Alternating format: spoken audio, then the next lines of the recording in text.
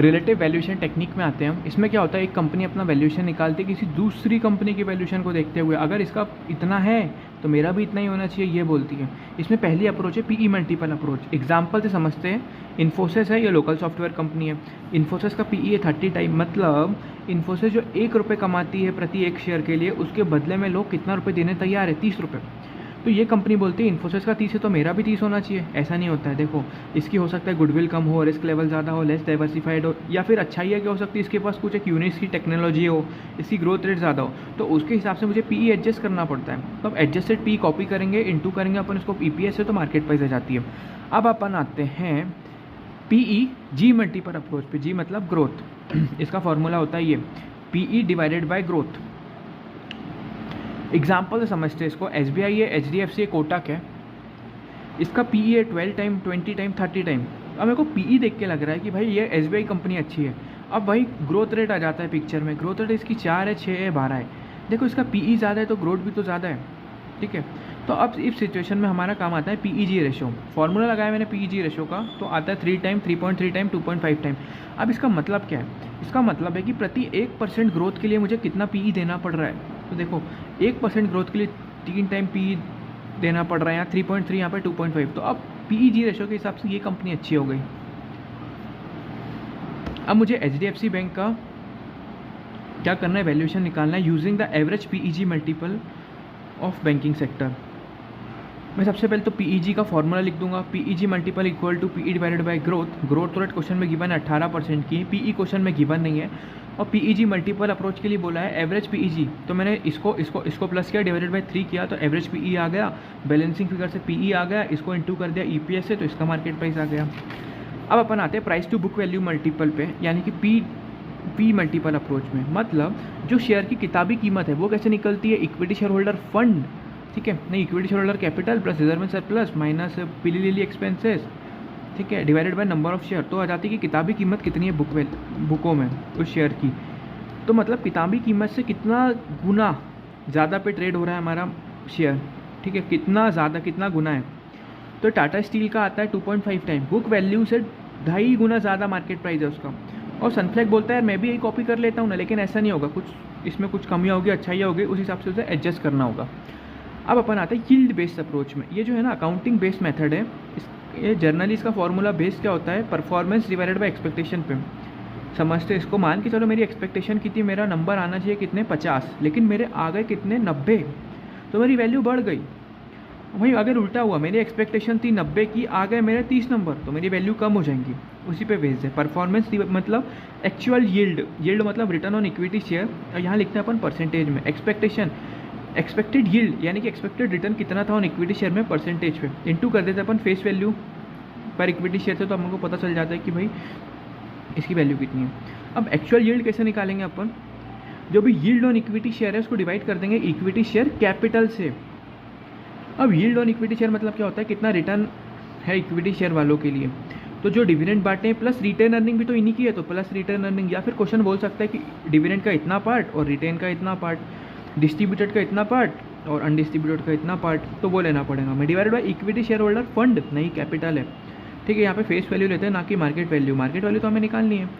अब expected yield, जो भी normal rate of return given होगा इक्विटी शेयर कैपिटल का ऑफ सिमिलर कंपनी, उसमें अपन प्लस माइनस कर देंगे रिस्क प्रीमियम। मान के चलो अगर मेरी कंपनी ज़्यादा रिस्की है तो लोग ज़्यादा रिटर्न एक्सपेक्ट करेंगे ना, मुझ में कुछ कमी है तो लोग दया भाव दिखाएंगे कि इसके अंदर कमी है तो चलो हम कम रिटर्न एक्सपेक्ट करते हैं। ऐसा नहीं होगा, लोग ज़्यादा रिटर्न एक्सपेक्ट करेंगे मुझसे, तो मैं उसको प्लस करूँगा, और अगर कुछ अच्छाई है तो मैं उसको माइनस करूँगा। कम रिस्की है तो लोग कम रिटर्न एक्सपेक्ट करेंगे। अब हम आते हैं अदर वैल्यूएशन टेक्निक में। पहला है इकोनॉमिक वैल्यू एडेड। ये कोई वैल्यूएशन टेक्निक नहीं है, ये इवैल्यूएशन टेक्निक है। इवैल्यूएशन किसका, मैनेजमेंट के परफॉर्मेंस का। देखो, कंपनी के अंदर लोग पैसा डालते हैं, कौन लोग, इक्विटी वाले और डेट वाले। प्रेफरेंस नहीं, हम ये मान रहे हैं। इन लोगों ने 200 करोड़ रुपए लेट से कंपनी के अंदर डाले, और ये लोग बोलते हैं अगर हम और कहीं 200 करोड़ रुपए लगाते तो हम उसमें कम से कम 12% तो कमा सकते थे। इसका KE, इसका KD, KO, ठीक है।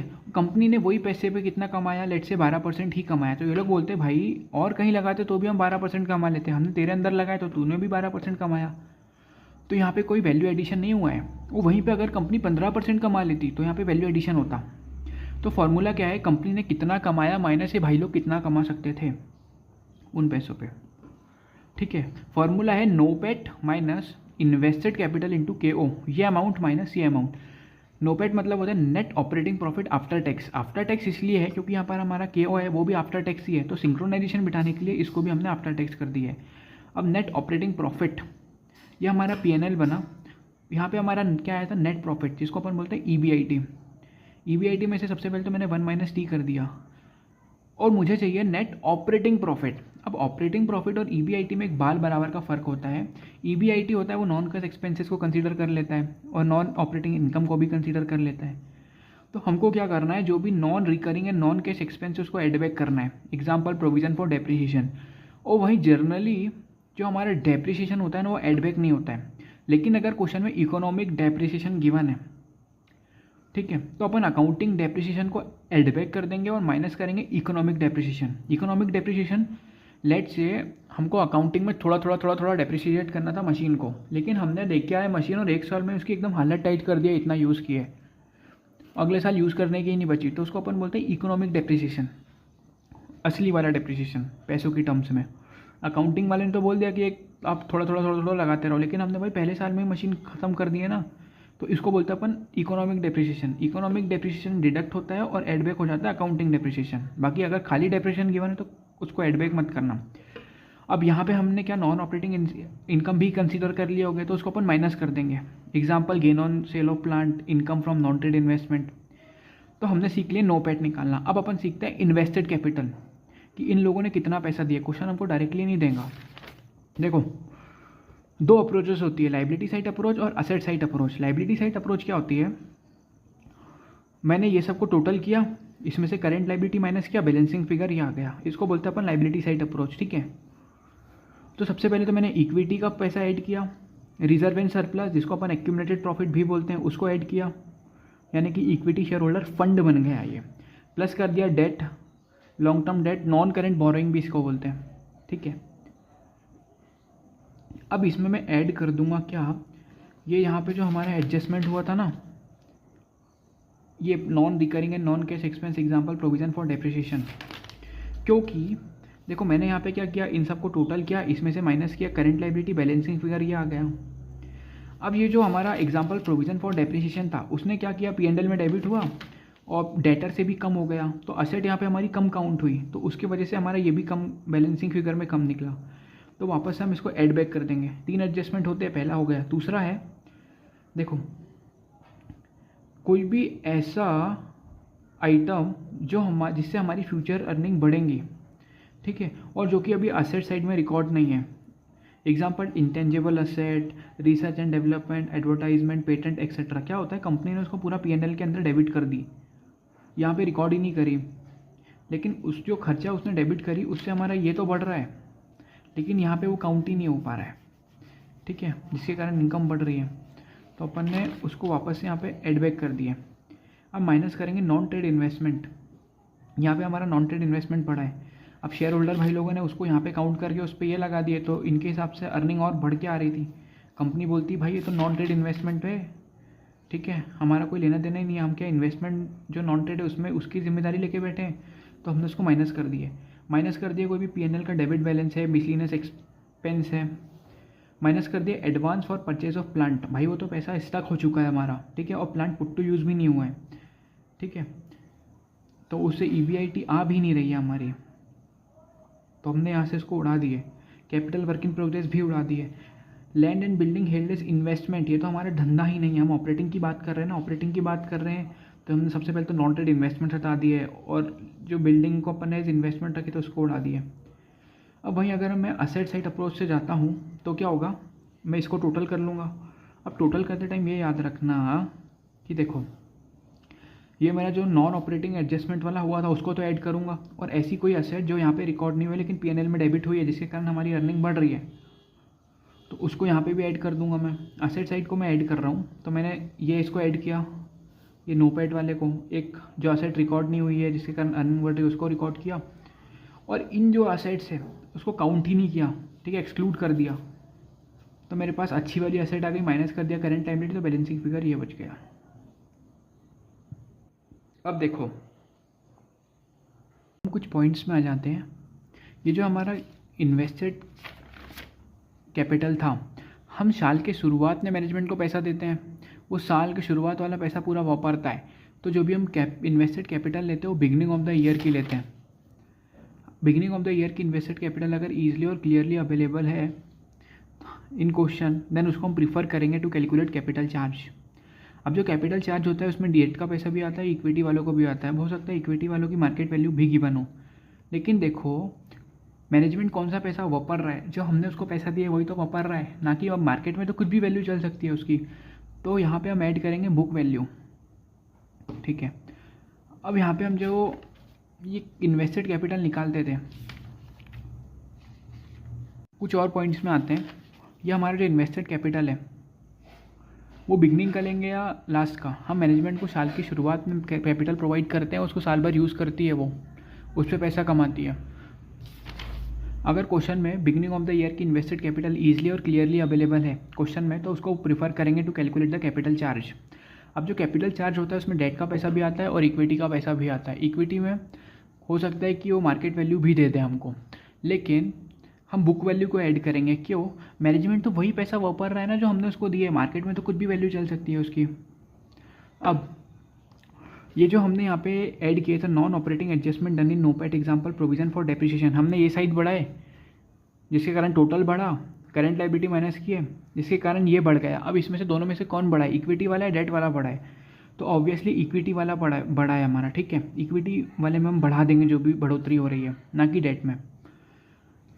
बढ़ा दिया हमने, लेकिन जब हम केओ के लिए वेट लेंगे ना, ठीक है, केओ के लिए वेट लेंगे तो इस एडजस्टमेंट के पहले जितनी इक्विटी और डेट था उसके हिसाब से हम वेट लेंगे, ठीक है। ये बढ़ाने के पहले जितना वेट था डेट और इक्विटी वालों का वो लेंगे, यानी बैलेंस शीट के equity reserve and surplus debt में जो आता है उसको लेंगे अपन।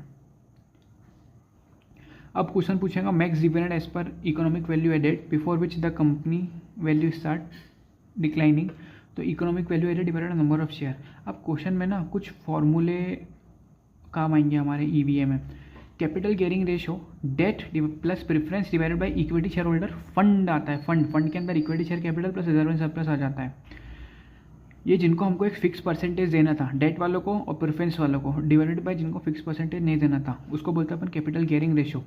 अब लिवरेज के फॉर्मूले भी दे सकते हैं। ऑपरेटिंग लिवरेज, देखो ऑपरेटिंग लिवरेज क्या होता है, मेरी सेल्स बढ़ रही है, वीसी बढ़ रही है, कंट्रीब्यूशन बढ़ रहा है, लेकिन एफसी पहले जितनी है, तो ये इसके कारण हमारा ऑपरेटिंग लिवरेज आता है एफसी के कारण। तो इसका फॉर्मूला क्या होगा, इसके ऊपर वाली एक टर्म डिवाइडेड बाय इसके नीचे वाली term, contribution divided by EBIT. अब फाइनेंशियल लिवरेज किसके कारण आता है, ये इंटरेस्ट के कारण आता है। तो इसकी एक ऊपर वाली टर्म डिवाइडेड बाय एक नीचे वाली टर्म ईबीटी। अब ईबीटी को हम लिख सकते हैं ईबीआईटी माइनस इंटरेस्ट, तो ईजिली सॉल्व होगा। कंबाइंड लिवरेज, इसको इंटू कर दो डीओएल इंटू डीएफएल कर दो।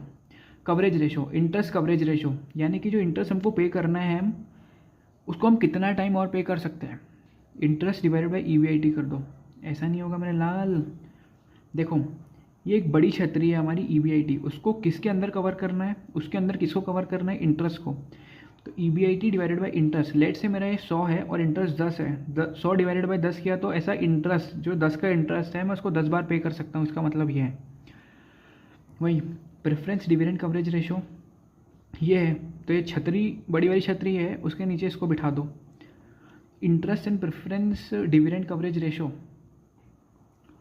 ठीक है, इंटरेस्ट ये हुआ और प्रेफरेंस ये हुआ। देखो किसको छतरी के नीचे बिठाना है वो लिख दिया, इंटरेस्ट को और प्रेफरेंशियल डिविडेंड को। छतरी कौन सी है, इंटरेस्ट के ऊपर ईबीआईटी है, लेकिन ईबीआईटी में से टैक्स भी तो जाना है। तो हम मानेंगे कि जितना इंटरेस्ट था उसको डायरेक्ट यहाँ पे लिख दिया हमने, और प्रेफरेंस के ऊपर वाला ईटी यहाँ पे लिख दिया। आते हैं मार्केट वैल्यू एडेड में। हमारी किताबों में इक्विटी और डेट की कितनी वैल्यू है माइनस मार्केट में इक्विटी और डेट की कितनी वैल्यू है। अगर यहाँ पे भी 16,000 करोड़ है, यहाँ पे भी 16,000 करोड़ है, तो कुछ मार्केट वैल्यू एडिशन हुआ ही नहीं है।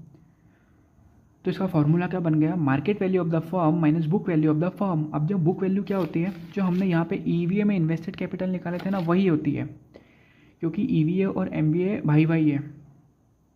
हमने पढ़े ईवीए और एमबीए क्या है, इवैल्यूएशन टेक्निक है मैनेजमेंट के परफॉर्मेंस की। इसको हम वैल्यूएशन में कैसे यूज़ कर सकते हैं, हर साल कंपनी को जितना कमाना चाहिए था उससे अगर ज़्यादा कमाती है तो इकोनॉमिक वैल्यू एडिशन होगा। यहाँ पे हुआ इकोनॉमिक वैल्यू एडिशन, यहाँ पे इकोनॉमिक वैल्यू एडिशन, यहाँ पे इकोनॉमिक वैल्यू एडिशन। तो कंपनी को जितना कमाना चाहिए था उससे ज़्यादा कमा रही है, तो उसकी वैल्यू भी बढ़ेंगी, तो मार्केट वैल्यू बढ़ेंगी, मार्केट वैल्यू बढ़ेंगी, मार्केट वैल्यू बढ़ेंगी। अगर मैं इन फ्यूचर कैश इनफ्लोज का पीवी कर दूं तो मेरे पास फेयर वैल्यू आ जाती है, तो मैंने यहाँ से वैल्यूएशन भी निकाल लिया, हो गया।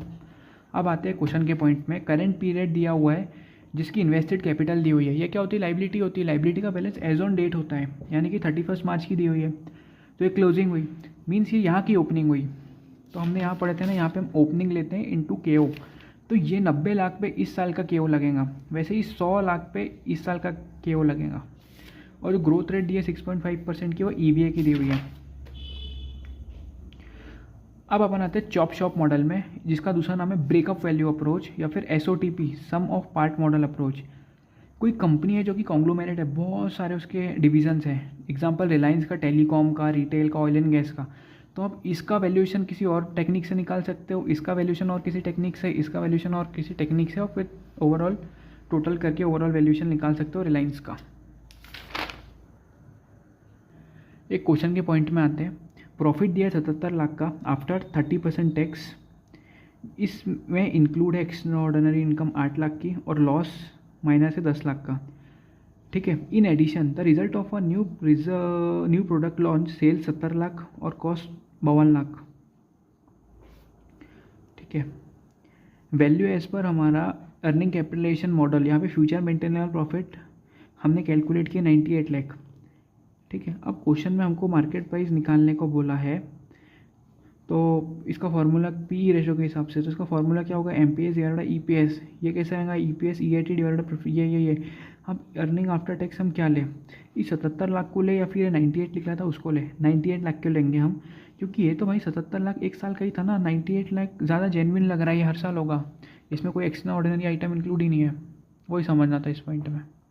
क्वेश्चन के पॉइंट में आते हैं हम। ये एक्वायरर है हेंकी, टारगेट है शेंकी, दोनों का डाटा गिवन है, करंट अर्निंग दी हुई है, यानी कि ये हमारा क्या है? EAE है, earning available for equity share holder he given है। नंबर ऑफ शेयर है, परसेंटेज ऑफ रिटर्न अर्निंग है 20%, यानी कि EAE का 20% हम रिटेन करते हैं, बचा हुआ 80% हम डिविडेंड के रूप में बांट देते हैं। रिटर्न ऑन न्यू इन्वेस्टमेंट यानी कि हमारा ROI गिवन है, ठीक है।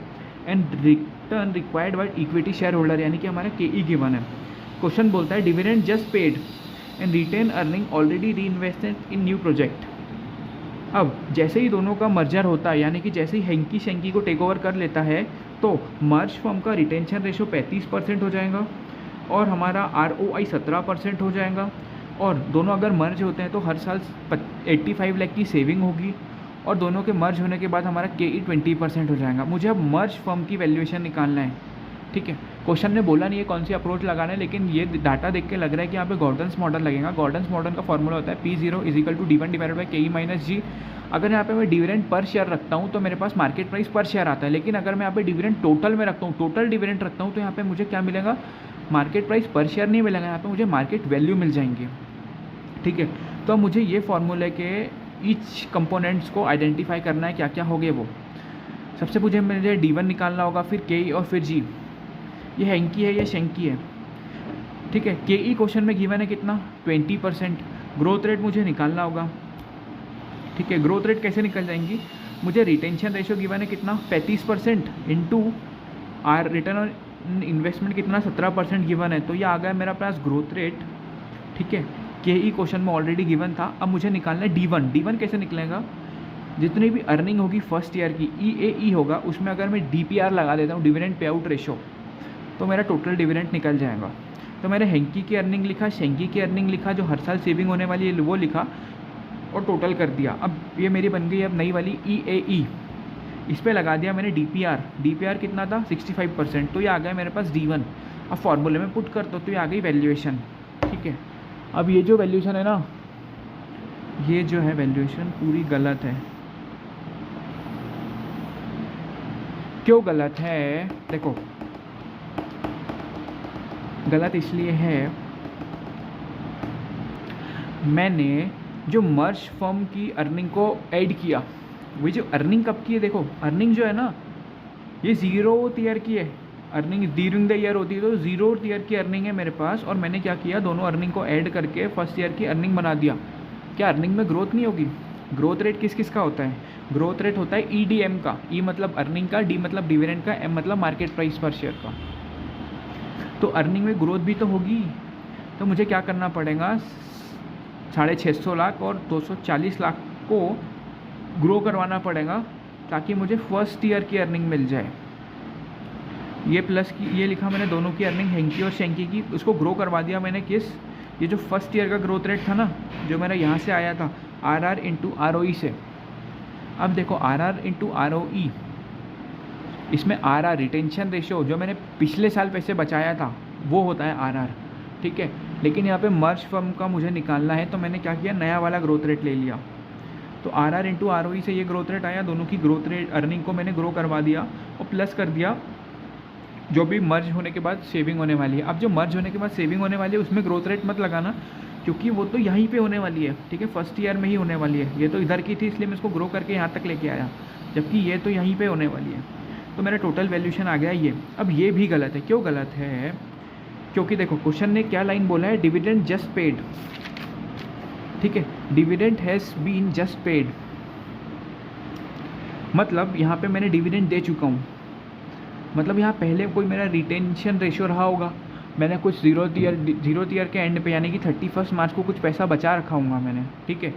तो अगर मैं यहाँ का निकाल रहा हूँ ग्रोथ रेट, तो वहाँ पे रिटेंशन रेशियो क्या फर्स्ट ईयर का लूँगा, नहीं, मैं रिटेंशन रेशियो यहाँ का लूँगा, ठीक है। रिटेंशन रेशियो जो पुराना था वही होगा for calculating the growth rate of first year, ठीक है। और क्वेश्चन ने और भी एक लाइन बोला है, क्या लाइन बोला है कि जो रिटेन अर्निंग है ऑलरेडी री इन्वेस्ट हो चुकी है न्यू प्रोजेक्ट में, यानी कि यहाँ पे 31 मार्च को ही मैंने वो जो रिटेन पैसे बचा के रखा था उसको एक नए प्रोजेक्ट में डाल दिया हूँ। तो मीन्स टेक ओवर के बाद री इन्वेस्ट नहीं होगा, ऑलरेडी 0th ईयर में ही इन्वेस्ट हो चुका है, ठीक है। जो हमारी पुरानी वाली रेट थी ROI 15% वही हमारा ROI होगा, ना कि ये नया वाला ROI होगा, क्योंकि हमने पैसे तो यहीं पे लगा दिए थे, जहाँ पे जो पैसा बचा हुआ था उसको यहीं पे इन्वेस्ट कर दिए, ना कि यहाँ पे। तो RR मैंने यहाँ का लिया और रिटेंशन रेशियो भी यहाँ का लूँगा, क्योंकि मैंने ये इसी ईयर के एंड में इन्वेस्ट कर चुका था उसको, ठीक है। कंक्लूज़न ये है, कंपनी जो ग्रो करेंगी इन फर्स्ट ईयर वो इस 5.95 वाले ग्रोथ रेट से नहीं करने वाली है। वो जो पहले इनके ग्रोथ रेट थे, ये वाले ग्रोथ रेट कैसे निकलेंगे इसके, ऑलरेडी हमने निकाल चुके थे। जो 3% आया था, 12% आया था, उसकी वर्किंग है नहीं अभी, लेकिन हमने निकाल लिया ग्रोथ रेट जो डाटा गिवन है उससे, इससे। तो मैंने पहले इसकी अर्निंग लिखा 0th ईयर की, इसकी अर्निंग लिखा, इसको 3% से ग्रो कराया, इसको 12% से, इतना आया, प्लस जो 85 लाख की दोनों के मर्ज होने के बाद सेविंग होने वाली थी उसको ऐड कर लिया। तो अब ये मेरा बन गया मर्ज फर्म का EAE, ठीक है। अब इसमें लगाऊंगा मैं DPR, तो DPR, अब DPR कौन सा वाला लगा दूँ, ये वाला लगा दूँगा, नहीं, क्योंकि मैं तो अब DPR निकाल रहा हूँ फर्स्ट ईयर वाला, ये फर्स्ट ईयर में कितना डिविडेंड देना है, तो DPR मेरा तो नया वाला ही होगा, ठीक है। जो आया था मेरा DPR कितना 65%, DPR लगाया तो मेरा D1 आ गया, इतना मेरा D1 आ गया, ठीक है। अब यहाँ तक की ग्रोथ रेट क्या थी, अलग थी, लेकिन अलग क्यों थी, क्योंकि देखो जो ग्रोथ रेट था, इस ग्रोथ रेट के कारण मैंने रिटेंशन रेशियो यहाँ का लिया, ROI यहाँ का लिया, क्योंकि पैसा ऑलरेडी यहाँ पे इन्वेस्टेड था, ठीक है। लेकिन अब ये फर्स्ट ईयर की ग्रोथ रेट तो ठीक है, जो मैंने यहाँ पे पैसा बचाया था उसमें मुझे कितना रिटर्न मिलेगा वो गिवन था कि यहीं पे इन्वेस्ट कर दिया हूँ, तो यहाँ पे इन्वेस्ट किया था टेक ओवर के पहले ही, तो यहाँ पे भी वो टेक ओवर के पहले वाला रिटर्न मिलेगा। लेकिन इसके बाद में टेक ओवर हो चुका है, यहाँ पे 0th ईयर के कारण तो इधर का ग्रोथ रेट बदला था, लेकिन इसके बाद का ग्रोथ रेट तो कितना ही होगा, 5.95 ही होगा, ठीक है। तो ग्रोथ रेट एक यहाँ थी, एक यहाँ थी, यहाँ तक की ग्रोथ रेट ऑलरेडी D1 में इनकॉर्पोरेट हो चुकी है। अब इसके बाद की ग्रोथ रेट हम फॉर्मूले में पुट कर देंगे, जो कि आई थी 5.95, D1 आ गया मेरा, ये KE क्वेश्चन में गिवन था ये, और वैल्यूएशन निकल जाएंगे। एक और क्वेश्चन के पॉइंट में आते हैं। मिस्टर ए है, वो शेयर खरीदना चाहता है जिसकी प्राइस है 500 रुपये पर शेयर, फेस वैल्यू है 100 रुपये की, डिविडेंड मिलेगा 20% का, यानी कि डिविडेंड हुआ 20 rupees, and the same rate is expected to be maintain on expanded base, यानी कि जो अभी जो रेट है ना 20% का, वो आगे भी चलता रहेगा, मेंटेन होगा, भले ही नंबर ऑफ़ शेयर क्यों ना बढ़ जाए। एंड 4th ईयर में मुझे बोनस शेयर मिलेंगे ड्यूरिंग द 4th ईयर, जिसका रेशियो है 1 शेयर मिलेगा फॉर एवरी 5 शेयर हेल्ड, और 7th ईयर के एंड पे मैं मेरे शेयर बेच दूंगा ₹900 पर शेयर मुझे बेचने पे मिल जाएगा। और जैसा मैं शेयर खरीदता हूँ और बेचता हूँ तो मुझे 5% का एक्सपेंस लगेगा, बेचते टाइम भी और ख़रीदते टाइम भी। कॉस्ट ऑफ इक्विटी दी है 12% की, तो मुझे बताना है इसे खरीदना चाहिए या नहीं खरीदना चाहिए। तो जो भी मेरे फ्यूचर्स की इन्फ्लोज हो गए उसकी मैं पीवी निकाल लूँगा, तो मुझे फेयर वैल्यू पता चल जाएंगी और मैं कंपेयर कर लूँगा करेंट मार्केट प्राइस से, तो इससे पता चल जाएगा उसे खरीदना चाहिए या नहीं खरीदना चाहिए। तो देखो 0th ईयर पे मैंने शेयर खरीदा ₹500 का प्लस 5% एक्सपेंस, तो मुझे पड़ गया वो ₹525 का। अब 7 साल तक मैं उसको रख के चलूँगा तो मुझे ₹20 का डिविडेंड मिलेगा उस ओरिजिनल शेयर पे, 20 20 20 20 20 20 20। अब during the 4th year bonus share भी मुझे मिल जाएंगे, ठीक है। अब बोनस शेयर कितने मिलने वाले, 1 शेयर मिलेगा फॉर एवरी 5 शेयर हेल्ड। अब मेरे पास तो मुझे पता ही नहीं कि कितने शेयर खरीदना है या कितने शेयर है, तो मैं मान के चलूँगा 1 ही शेयर है, ठीक है। वैसे पॉइंट में मिलेगा नहीं, लेकिन मैं मान के चलूँगा क्वेश्चन सॉल्व करने के लिए, ठीक है। अगर 1 शेयर मिलेगा फॉर एवरी 5 शेयर हेल्ड, तो 1 शेयर पे कितना शेयर मिलना चाहिए बोनस का, तो आंसर आता है 0.2 शेयर मिलेगा एज बोनस शेयर।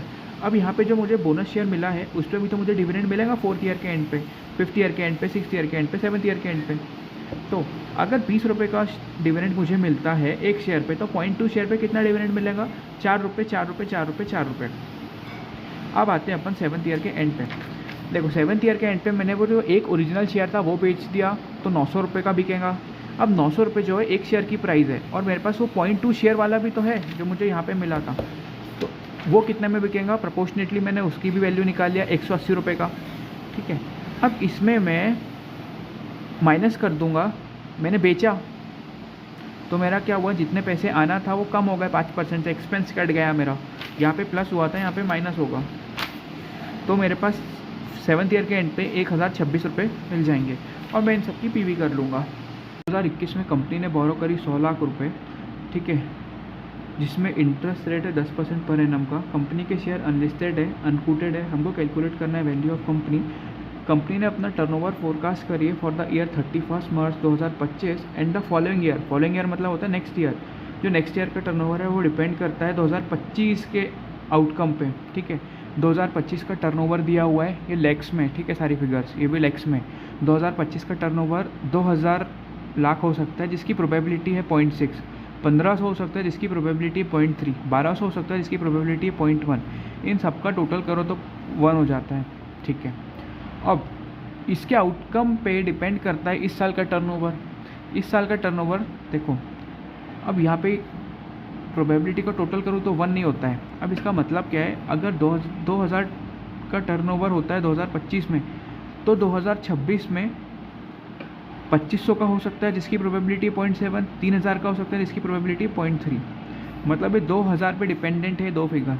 अब वैसे अगर 1500 का होता है 2025 में, तो 26 में 2000 का हो सकता है जिसकी प्रोबेबिलिटी 0.5, 1800 का हो सकता है जिसकी प्रोबेबिलिटी 0.5। अगर यहाँ पे 1200 का होता है तो यहाँ पे 1500 का हो सकता है, 0.6 की प्रोबेबिलिटी है, 1200 का हो सकता है जिसकी प्रोबेबिलिटी 0.4 की। समझ में आया? अगर इन दोनों का टोटल करता हूँ तो 1 होगा, इन दोनों का 1 होगा, इन दोनों का 1 होगा। अब जो ऑपरेटिंग कॉस्ट है ना वो इंक्लूसिव ऑफ डेप्रिसिएशन है, यानी कि जो P&L में मैं ऑपरेटिंग कॉस्ट लिखूंगा ना वो इंक्लूसिव ऑफ डेप्रिसिएशन है। परसेंटेज गिवन है 35% ऑफ टर्नओवर। मैंने टर्नओवर पे अगर 35% लगाया तो वो ऑपरेटिंग कॉस्ट आती है और उस ऑपरेटिंग कॉस्ट के अंदर डेप्रिसिएशन भी इंक्लूड होगा, ठीक है।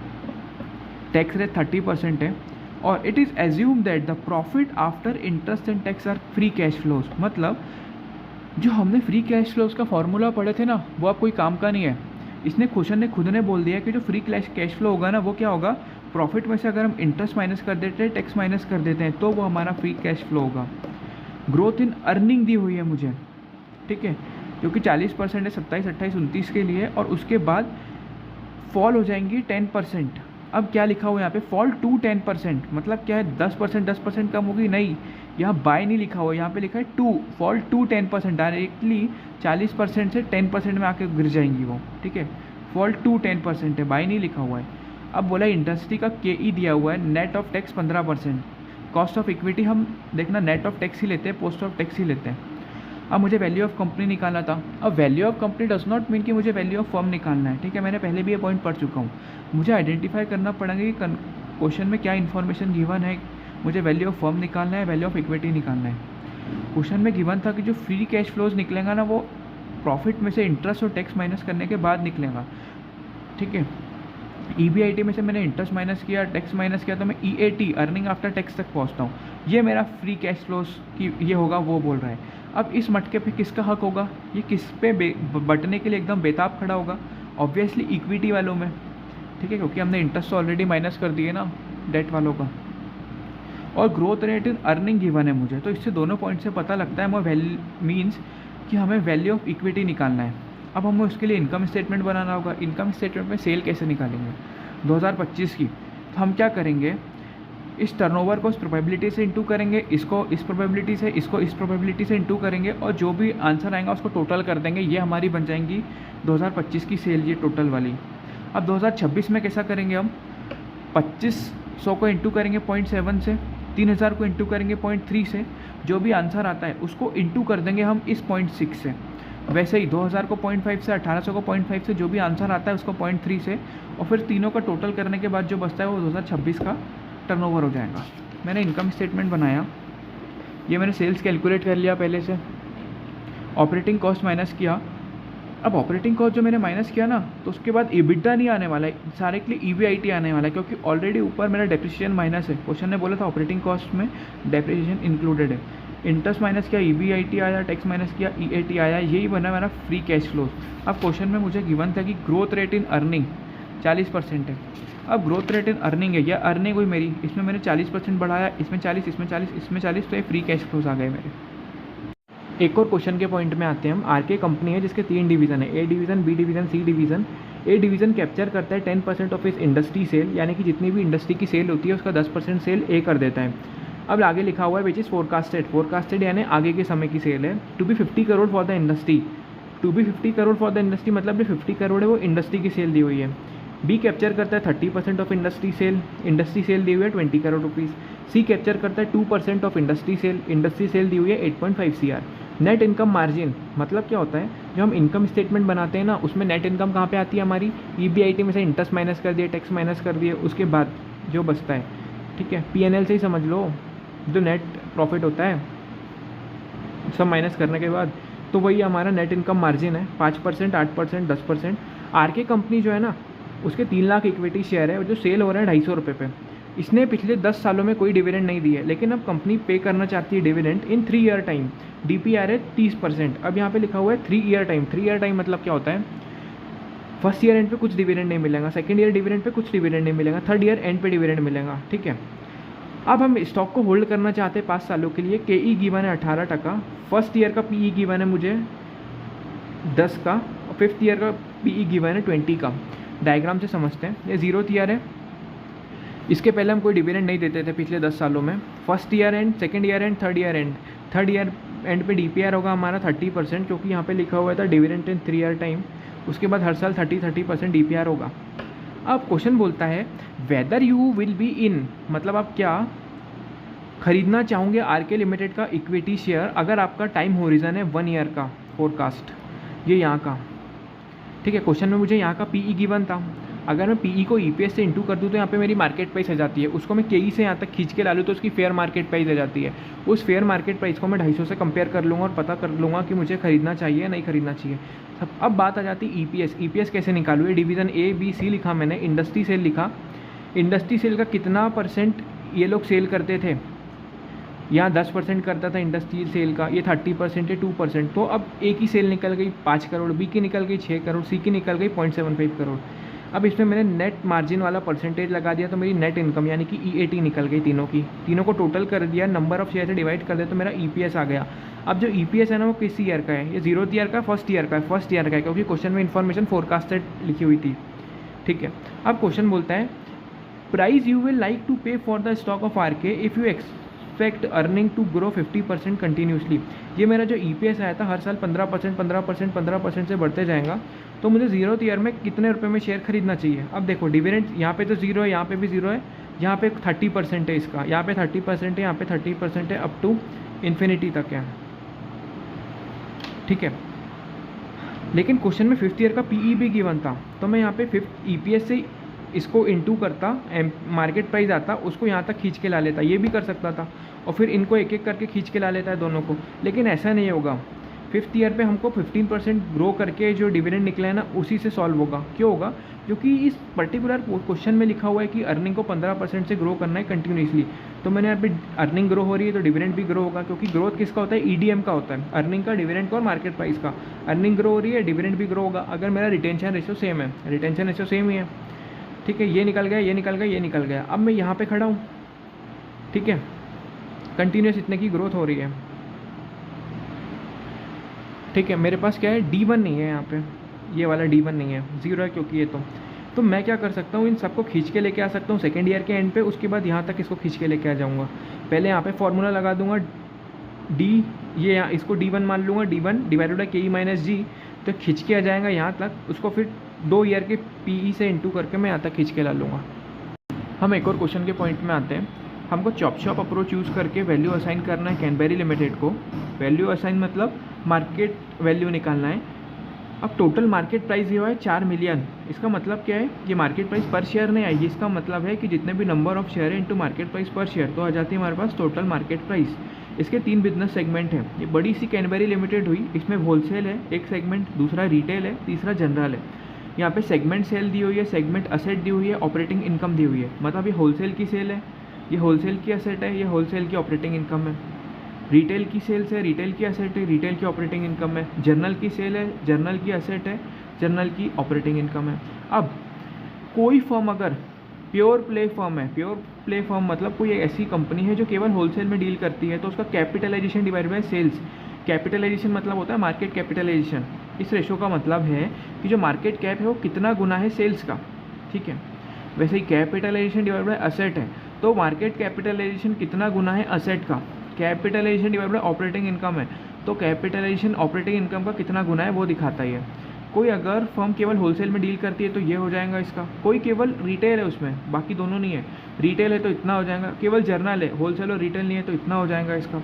अगर कोई प्योर प्ले फर्म का इतना है तो हमारा भी तो इतना ही होगा, हमें क्या कमी है, ठीक है। तो हम क्या करेंगे, हम एक बार सेल्स के हिसाब से पूरी कंपनी का वैल्यूएशन निकाल लेंगे, एक बार पूरी असेट के हिसाब से कंपनी का वैल्यूएशन निकाल लेंगे, एक बार ऑपरेटिंग के हिसाब से वैल्यूएशन निकाल लेंगे, और तीनों को जोड़ देंगे। तो क्या होगा भाई? गलती हो जाएंगी। हम क्या कर रहे हैं, तीनों मेथड से वैल्यूएशन निकाले और जोड़ दिए, ये नहीं होगा। हम तीनों के हिसाब से वैल्यूएशन निकाल लेंगे, उसका एवरेज कर लेंगे, तो वो हो जाएंगी इस पूरी कंपनी की वैल्यूएशन।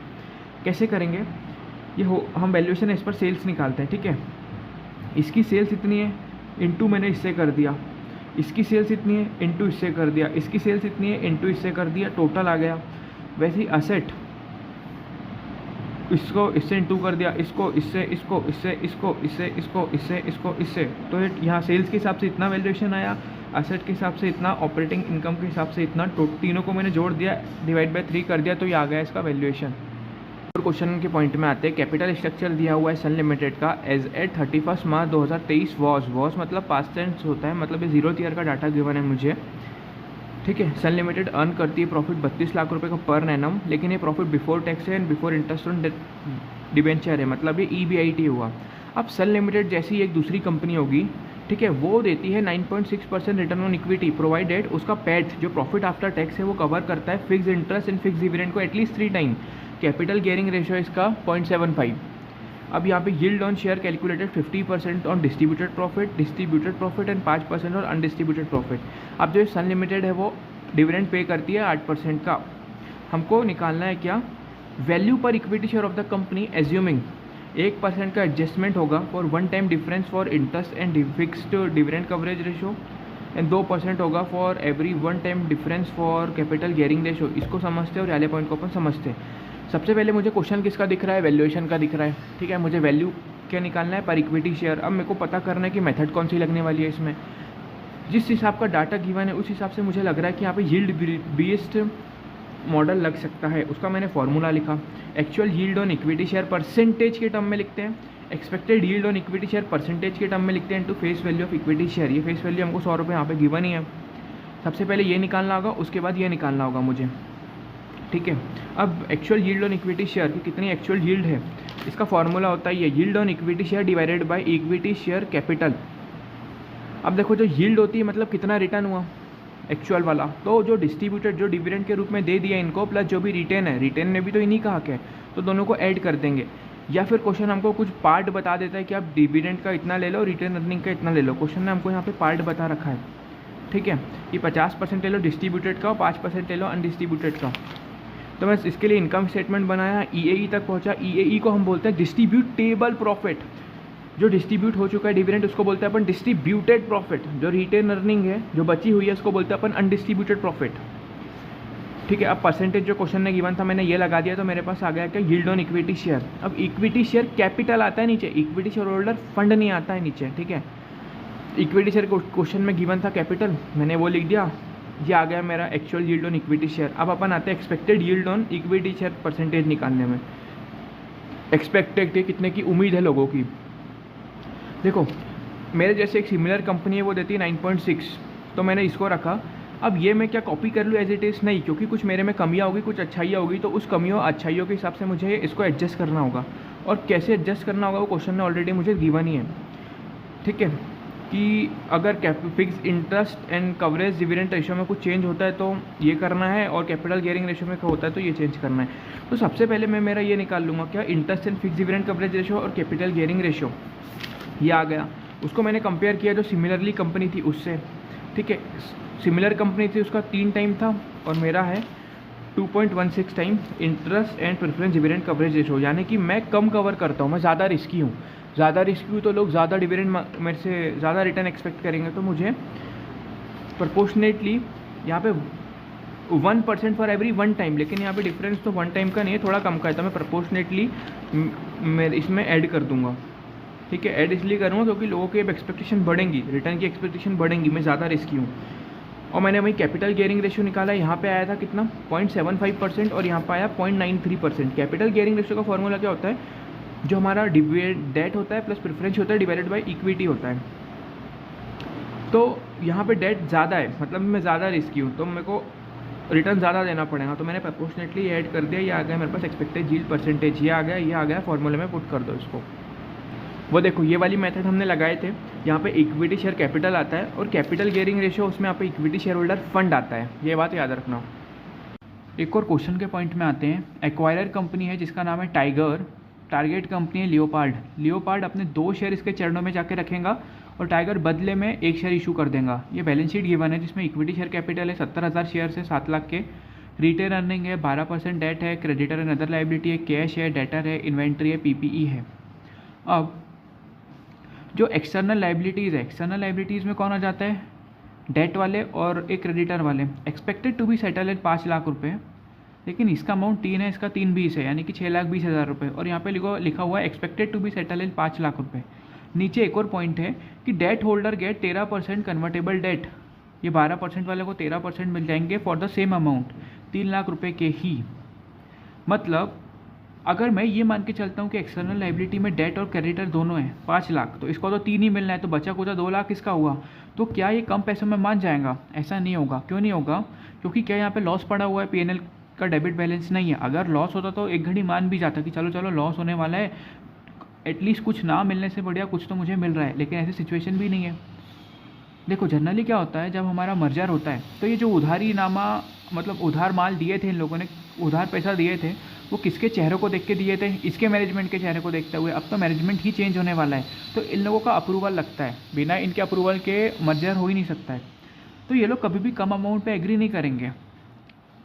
तो मैं ये मान के चलूँगा यहाँ पे कि ये जो 12% डेट वालों को क्या मिल रहा है, 13% convertible date for the same amount, 3 lakh रुपए का ही, और ये 3-20 वालों को 5 लाख रुपए मिलने वाले हैं, यानी कि ज़्यादा पैसा मिलने वाला है, ये मान के चलूँगा। अब जो टाइगर है वो अपना शेयर इशू करेगा एट अ प्राइस ऑफ 15 रुपये पर शेयर। अब और जैसे ही ये इसको खरीद लेगा लियोपार्ड को, इसका डेटर और इन्वेंट्री को वो रियलाइज़ कर देगा, यानी कि बेच देगा 2 लाख रुपये में। जैसे ही वो इस लियोपार्ड को खरीद लेता है तो वो उसको एक सेपरेट डिवीज़न की तरह ऑपरेट करेगा, जिससे आफ्टर टैक्स 5 लाख रुपए हर साल आते जाएंगे अप टू 6 साल तक, और 6th ईयर के एंड पे वो अलग डिवीज़न को बेच देगा कितने, 2 लाख रुपए में। मेरे को क्या करना है, एक रिपोर्ट बनाना है for of the company advising the financial feasibility of the acquisition. Financial feasibility of the acquisition मतलब क्या होता है कि इन टर्म्स ऑफ फाइनेंस फ़ायदा है या नहीं है इस डील में, मतलब जितना पैसा हम डाल रहे हैं क्या उससे ज़्यादा पैसा हमको आने वाला है। मतलब मेरे को NAV निकालना है, जो हम नेट एसेट वैल्यू निकालते थे ना कि यहाँ पे इतना आउटफ्लो हुआ, यहाँ इतना इनफ्लो इनफ्लो इनफ्लो इनफ्लो होने वाला है, इन सब की पीवी कर लिया मैंने, दोनों को माइनस कर दिया। नेट मतलब होता है माइनस ही होता है ना। तो क्या फ़ायदे की डील है वो निकालना है। अब क्वेश्चन में एक और पॉइंट दिया था, NPV for 12% for 1 lakh R S follows. अब जो ये 1 एनपीवी दिया हुआ है 12%, क्या 1 लाख आर एस फॉलोज दिया हुआ है ना, इसको इग्नोर करना है, नॉर्मल एनपीवी ही है। अब मेरे को क्या करना है, ये डील फ़ायदे की है या नहीं है वो निकालना है ना। तो मैं इन सब की मैंने क्या कर लिया, प्रेजेंट वैल्यू निकाल लिया। अब मेरे को निकालना है आउटफ्लो, कि टाइगर कंपनी आउटफ्लो कितना कर रही है लियोपार्ड पे, यानी कि परचेस कंसिडरेशन क्या है मेरी। इन लोगों ने इक्विटी शेयर होल्डर वाले को बोले थे कि आपको क्या मिल जाएगा, हर 2 शेयर के बदले 1 शेयर मिल जाएगा, यानी कि 70,000 डिवाइडेड बाय 2, 35,000 शेयर मिल जाएंगे। और कितने रुपए का इसका 1 शेयर है, 15 रुपये का गिवन था ये है। तो इक्विटी वालों को हम देने वाले हैं 5.25 लाख। अब बचा कौन, रिटेन वाले। अब जो हम ये इतना दे रहे हैं ना 5.25 लाख रुपये, वो इक्विटी और रिटेन अर्निंग दोनों के ही दे रहे हैं। और 12% डेट वालों को 13% कन्वर्टेबल डिबेंचर देने वाले 3 लाख रुपए के वो लिख दिए, और क्रेडिटर एंड अदर लाइबिलिटी को सेटल करने वाले 5 लाख रुपए में। तो टोटल आउटफ्लो होने वाला है हमारा 3,25,000 रुपये का। अब ये कंपनी है, मैंने जो इसके मालिक लोग थे उनको पैसा दे दिया, जो उधारी का पैसा लगा हुआ था उनको पैसे दे दिया, जो भी उधार इनको देना था वो दे दिया। अब क्या मैं इनको कैश, डेटर, इन्वेंट्री, पीपी के अलग से पैसे दूंगा? नहीं, अब तो भाई मेरा ही कंट्रोल आ चुका है उस पर, तो मैं इनको अलग से पैसे नहीं दूंगा। पूरा कंट्रोल मेरे, जो मालिक लोगों को मैंने पैसा दे दिया, उधारी का पैसा लगा था उनको पैसा दे दिया, जो उधारी थी वो पे कर दिया। तो अब जो भी उनका फर्नीचर पड़ा हुआ है, ठीक है, इन्वेंट्री पड़ी हुई है, पीपी पड़ी हुई है, उस पर तो अब मेरा ही हक आ चुका है, तो उसके लिए मैं अलग से पैसा नहीं दूंगा अब, ठीक है। लेकिन अब जैसे ही कंट्रोल आया तो अब ये 50,000 रुपये मेरे हो गए। मैंने जैसे ही कंट्रोल आया तो इसको दोनों को बेच दिया 2 लाख रुपए में, तो 2 लाख रुपए भी आ गए। पीपीपी का मैंने कुछ नहीं किया, ठीक है। तो अब ये इसमें से मेरे पैसे क्या हो जाएंगे, थोड़े कम पैसे लगेंगे मेरे को, यानी कि जो मेरे पास पैसे आने वाले हैं उसको मैं माइनस कर दूंगा, ये 50,000 रुपये और 2 लाख रुपये इसका। तो नेट परचेज कंसिडरेशन हो गई मेरी 10,75,000 रुपये की। इसका मतलब क्या है, ये जो मैंने 10,75,000 रुपये दिया हूँ ना, वो किसके लिए दिया हूँ, इस पीपीई के लिए दिया हूँ 13 लाख की। इसका मैंने इसलिए कुछ नहीं किया। इसको सिंपल सेंस में समझे तो मैं क्या कर रहा था, एक रोड से जा रहा था, मुझे एक वहाँ पे कंपनी दिखी, कंपनी में एक मशीनरी लगी हुई थी, वो मुझे पसंद आ गई।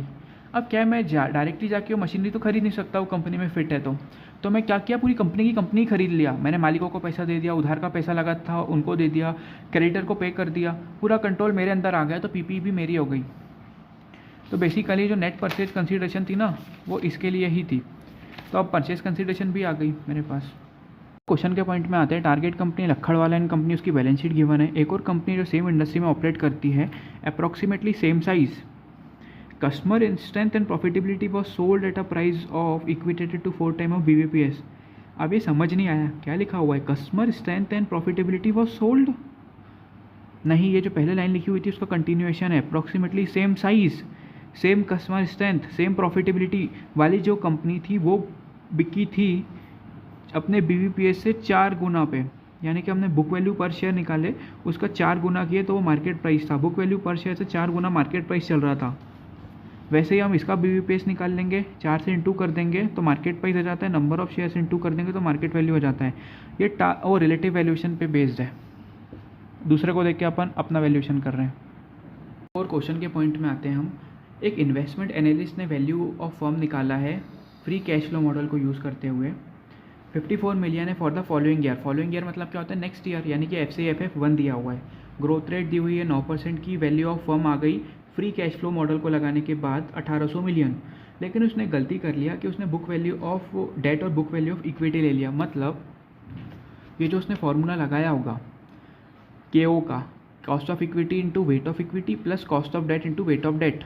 तो जो वेट में हम क्या लेते हैं, मार्केट वैल्यू वेट लेते हैं अगर अवेलेबल है तो, है ना, over the book value weight, यानी कि मार्केट वैल्यू वेट है तो हम उसको प्रीफर करते हैं over the book value weight. लेकिन भाई ने क्या किया, बुक वैल्यू वेट लिख दिया, जो कि गलत है। मीन्स KO ही गलत कैलकुलेट हुआ है। हमको सही KO निकालना है, क्योंकि FCFF1 सही दिया हुआ है, ग्रोथ रेट सही दी हुई है, KO सही निकाल लूँगा तो मेरा वैल्यू सही निकल जाएंगी, ठीक है। अब KO कैसे निकलेगा सही वाला, सबसे पहले तो मैंने बैलेंसिंग फिगर से KO निकाल लिया। KO का फॉर्मूला लिखा, KE गिवन है, KD गिवन है, मेरे को वेट, बुक वैल्यू वेट निकालना है। तो सबसे पहले तो मैंने वेट ऑफ इक्विटी 1 मान लिया, वेट ऑफ डेट को 1 - x मान लिया। सॉरी इसको x मान लिया, इसको मैंने 1 माइनस एक्स मान लिया क्योंकि वेट का टोटल 1 होता है। इससे मैंने बुक वैल्यू वेट निकाल लिया दोनों के। अब क्वेश्चन में गिवन था value of firm. Value of firm क्या होता है? वैल्यू ऑफ डेट और वैल्यू ऑफ इक्विटी का टोटल होता है। तो मैंने इस वेट को अगर इस पर अप्लाई कर दिया तो मेरे को निकल जाएगा बुक वैल्यू ऑफ डेट और बुक वैल्यू ऑफ इक्विटी। अब क्वेश्चन ने बोला था कि मार्केट वैल्यू ऑफ इक्विटी जो है वो 3 गुना है बुक वैल्यू से, मार्केट वैल्यू ऑफ डेट 9/10 है बुक वैल्यू से। तो मैं इससे मैंने मार्केट वैल्यू ऑफ डेट और मार्केट वैल्यू ऑफ इक्विटी निकाल लिया। इससे मैंने वेट निकाल लिया। अब जो वेट आया है उसको इसमें अप्लाई कर दिया तो मेरे पास सही वाला KO आ गया। सही वाले KO को यहाँ पे लगा दिया तो मेरे पास सही वाली वैल्यू ऑफ फर्म आ गई। वापस से हम एक और क्वेश्चन में आते हैं। सनड्री लिमिटेड की बैलेंस शीट गिवन है 31 मार्च 2024 की। असेट दी हुई है, लाइबिलिटी दी हुई है, सेल्स दी हुई है 0th ईयर की 6000 करोड़ जो कि ग्रो करेंगे 20% से ड्यूरिंग द ईयर। ये 0th ईयर है, यहाँ की सेल्स है 6000 करोड़ जो कि ग्रो करेंगे 20% से। तो यहाँ पे हो गई ड्यूरिंग द फर्स्ट ईयर की सेल कितनी हो गई? 7000 करोड़। नेट प्रॉफिट मार्जिन दिया हुआ है 4%, तो नेट प्रॉफिट कितना हुआ? 288 करोड़। DPR दिया है 50%, इसका 50% मैंने डिविडेंड के रूप में बांट दिया। तो अब मेरे पास इस फर्स्ट ईयर की रिटर्न अर्निंग कितनी बची? 144 करोड़ इस वर्ष की मेरे पास जो है वो रिटर्न अर्निंग है। और पिछले वर्षों की रिटर्न अर्निंग इस रिजर्व में पड़ी हुई है मेरे पास। ठीक है, अब क्वेश्चन ने बोला कि हमारा धंधा 20% से ग्रो करेगा।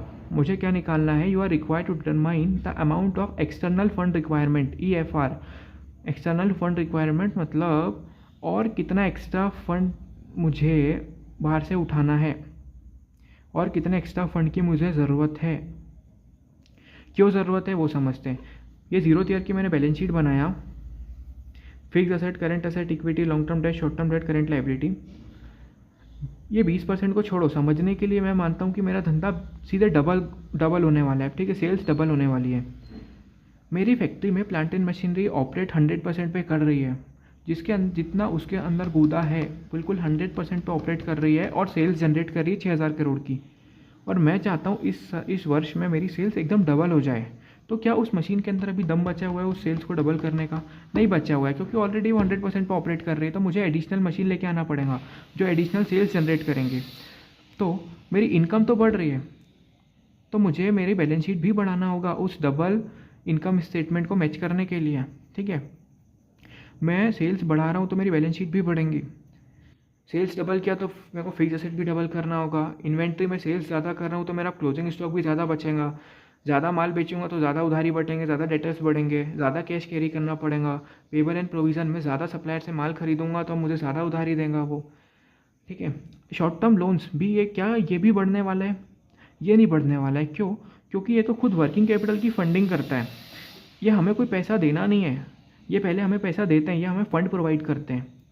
ठीक है, तो ये नहीं बढ़ेगा, ये करंट लाइबिलिटी में काउंट ही नहीं होता है। लेकिन अब हम रेशो निकालते हैं ना तब ये काउंट होता है। तो अब वापस क्वेश्चन में आते हैं। मुझे सेल्स की ग्रोथ 20% से हो रही थी तो बैलेंस शीट भी 20% से बढ़ाना होगा। मैं फिक्स असेट, करंट असेट को 20% से बढ़ा दूंगा, करंट लाइबिलिटी को 20% से बढ़ा दूंगा, लेकिन इक्विटी, लॉन्ग टर्म डेट और शॉर्ट टर्म डेट को 20% से नहीं बढ़ाऊंगा। क्यों नहीं बढ़ाऊंगा? क्योंकि ये तो हमारा क्या फाइनेंसिंग स्ट्रक्चर है। जो मैं पैसा उठाता हूँ बाहर से उसको किस रेशो में उठाना है। ठीक है, ये जो एक्सटर्नल फंड में उठाऊंगा ना उसको किस रेशो में उठाना है, केवल उसको ऐड करूंगा मैं यहाँ पे, ये बढ़ेंगे नहीं मेरे। ठीक है, मैंने सबसे पहले असेट साइड को 20% से बढ़ाया, 16800 आया। अब बैलेंस शीट मैच होना चाहिए तो 16800 यहाँ भी लिख दिया मैंने। करंट लाइबिलिटी को 20% से बढ़ाया, 2400 आया। दोनों को माइनस किया तो अब पता चला कि भाई 14400 की टोटल फाइनेंसिंग होनी चाहिए मेरे धंधे के अंदर। ठीक है, टोटल फाइनेंस होना चाहिए। पहले से कितना हो रखा है इसको मैंने प्लस कर दिया, 3 2 4 3 को, तो 12000 ऑलरेडी हो रखा है। तो मेरे को इस वर्ष में 2400 की एक्स्ट्रा पैसा उठाना पड़ेगा इन लोगों से। लेकिन एक और बात सुनो, जो इस वर्ष में मैंने धंधा किया उसमें प्रॉफिट भी तो कमाया कि 144 करोड़ का, ये पैसा भी तो मेरे पास रिटर्न अर्निंग में पड़ा हुआ है, तो उसका भी माइनस कर दूंगा मैं। तो अब पता चला कि भाई इतना पैसा मुझे अब इन लोगों से उठाना है। अब किस रेशो में उठाना है वो हम आगे समझते हैं। अभी देखो, क्वेश्चन ने पूछा है कि कितना अमाउंट हमको रेस करना है शॉर्ट टर्म से, लॉन्ग टर्म से, इक्विटी से, और कंपनी ने आगे कुछ लाइन लिख रखी है कि ड्यूरिंग द ईयर हमको कुछ रेशियोज मेंटेन करके चलना है। इसके आगे भी कुछ लाइन है, मैंने यहाँ पे नहीं लिखा हूँ कि भाई sales to short term loan and payable provision should be in the ratio of 4:3। 4:3 sales कितनी है? 7000। शॉर्ट टर्म लोन मुझे निकालना पड़ेगा, लेकिन पेबल प्रोविजन कितना ले लूँ? यहाँ पे 20,000 गिवन है तो 2000 लिख दूँ? नहीं, क्योंकि वो 0th ईयर का है। अभी नया वाला कितना है? 20% बढ़ने के बाद 2400। तो मैं बैलेंसिंग फिगर से ये निकाल लूँगा और इससे पता चल जाएगा कि कितना कितना अमाउंट कहाँ कहाँ से रेस करना है। अगर क्वेश्चन बोलता है हमने यहाँ पे क्या मान के चले थे, अगर कुछ इन्फॉर्मेशन गिवन नहीं तो हमारी जो मशीन ऑपरेट कर रही है वो 100% कैपेसिटी पे ऑपरेट कर रही है, लेकिन अभी क्वेश्चन ने बोल दिया कि हमारी जो 65% कैपेसिटी यूसेज हो रहा है फिक्स एसेट का, और हमको सेल्स कितने से बढ़ाना है, 20% से बढ़ाना है। तो क्या हमें 65 + 20 यानी कि 85 ही हो रहा है अभी, 15% और जगह है प्लांट एंड मशीनरी में, ये मान लूँ। ऐसा नहीं होगा, क्योंकि अभी तो मैं 65% यूसेज कर रहा हूँ, इसका 20% बढ़ेगा। बेस ये है तो 75% ही यूज़ हो रही है अभी भी फिक्स एसेट, है ना। 100% की कैपेसिटी होती है, अभी 78 ही यूज़ हो रही है, तो अभी प्लांट एंड मशीनरी खरीदने की कोई ज़रूरत ही नहीं है, तो मैं फिक्स एसेट को नहीं बढ़ाऊंगा। लेकिन सेल्स बढ़ रही है तो इन्वेंट्री बढ़ेंगी, रिसीवर बढ़ेगा, कैश बढ़ेगा और ये भी बढ़ेगा मेरा, ठीक है। ये 65% कहाँ तक होगा कि 20% की ग्रोथ के लिए फिक्स असेट लगाने की ज़रूरत ही नहीं पड़ेंगे। उसको एग्जांपल से समझते हैं। 800 यूनिट में अभी करंट लेवल पे ऑपरेट कर रहा हूँ, 1000 फुल यूनिट कैपेसिटी है उसकी, ठीक है। तो क्या मैं यहाँ से 20 सीधा, तो क्या मैं 20% बढ़ सकता हूँ यहाँ से? 200 यूनिट का गैप है ना, नहीं, मैं यहाँ से 25% ग्रो कर सकता हूँ। कैसे? अभी 800 पे हूँ, 800 माइनस 1000, 200 यूनिट यहाँ से बढ़ा सकता हूँ। 200 डिवाइडेड बाई 800 होगा, बेस तो ये है ना मेरा, तो 25% यहाँ से ग्रोथ कर सकता हूँ, ना कि केवल 20%। देखो 95% कैपेसिटी यूसेज हो रहा है फिक्स एसेट का, तो अब क्या 20% की ग्रोथ के लिए 95 पे ऑपरेट हो रहा है, 20 मेरे को सेल्स बढ़ाना है, प्लस किया तो 115 होता है। 100% तो ऑलरेडी कैपेसिटी होती है, तो अभी क्या 15% फिक्स एसेट में ऐड करना है? नहीं। क्यों नहीं? मैं भी ऑपरेट कितने पे कर रहा हूँ, 95, इसका 20% बढ़ेगा, इसका 20%, तो इतनी मेरी फिक्स एसेट होनी चाहिए।